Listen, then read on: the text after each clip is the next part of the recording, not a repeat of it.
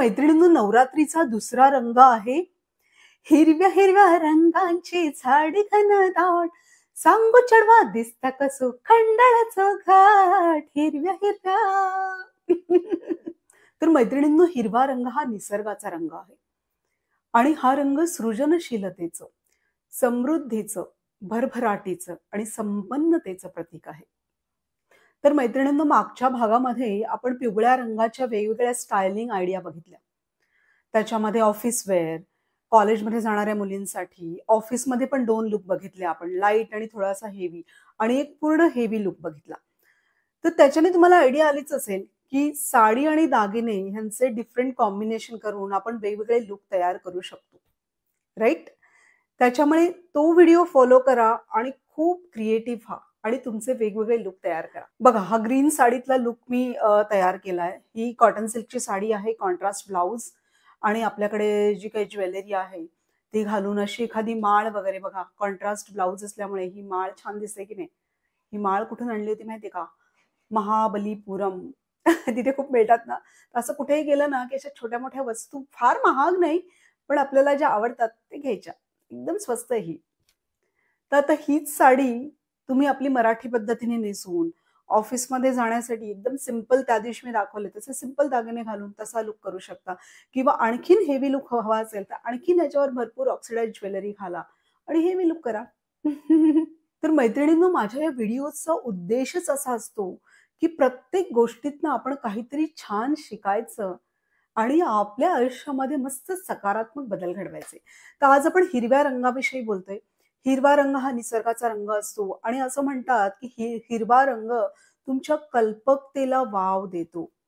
म्हणजे नाही का, कवी आणि लेखक मंडळी जर अशी निसर्गामध्ये गेली तर असं म्हणतात की त्यांना आणखीन छान छान कल्पना सुचतात. त्यांची प्रतिभा खूप फुलते. तर आपणही या हिरव्या रंगाकडनं हेच शिकूया. आपण जास्तीत जास्त कल्पक होऊया. प्रत्येक गोष्टीमध्ये काहीतरी वेगळं करण्याचा प्रयत्न करूया. पण नुसतं बोलून होत नाही मैत्रिणींनो. एखादी डायरी मेंटेन करा. तुम्हाला जे काही एखादा विचार आवडला, एखादी गोष्ट आवडली तर ती लिहून काढत जा. आणि एखादी गोष्ट करण्याचं ठरवलं तर ती अगदी ठामपणे करा. तर आज ह्या रंगाकडनं आपण काय शिकायचंय? निसर्ग. निसर्ग कसा सर्वांवर अगदी भरभरून आणि एक समान प्रेम करतो. आपणही असंच करायचं. सर्वांवर अगदी एक समान आणि भरभरून प्रेम करायचं. मैत्रिणींनो, नवरात्रीतला तिसरा रंग आहे ग्रे. आता ग्रे हेअर बघितले की आपण म्हणतो, भला मेरे बाल उनके बाल से सफेद कैसे? अजिबात असा विचार करू नका. कारण ग्रे रंग हा विचारांची परिपक्वता दाखवतो. मैत्रिणींनो, ग्रे रंग म्हटला की आपल्याला असं वाटतं की डल कलर. पण बघा, आता हीच कॉटन सिल्कची साडी आणि तिच्यावर कॉन्ट्रास्ट ब्लाउज घालून मी असे भरपूर हेवी ऑक्सिडाइज ज्वेलरी घातली आहे. तुमच्याकडे असेल तर अजून भरपूर घाला, दांडियाला वगैरे जाणार असाल तर. आणि त्याने असा हेवी लुक आपण देऊ शकतो. आता हीच साडी तुम्ही ह्याला थोडंसं सौम्य पद्धतीने रेडी होऊन ऑफिसला पण कॅरी करू शकता. बरोबर? त्यामुळे क्रिएटिव्ह व्हा आणि वेगवेगळे लुक तयार करा. तर हा ग्रे रंग अनुभवाने आलेलं शहाणपण आणि वैचारिक प्रगल्भता दाखवतो. त्यामुळे आपण ह्या रंगाकडनं काय शिकायचं? आयुष्याच्या ह्या वळणावर आता आपण खूप व्यापक विचार करायचा. विचारांनी समृद्ध व्हायचं, विचारांनी परिपूर्ण व्हायचं, परिपक्व व्हायचं. बरोबर?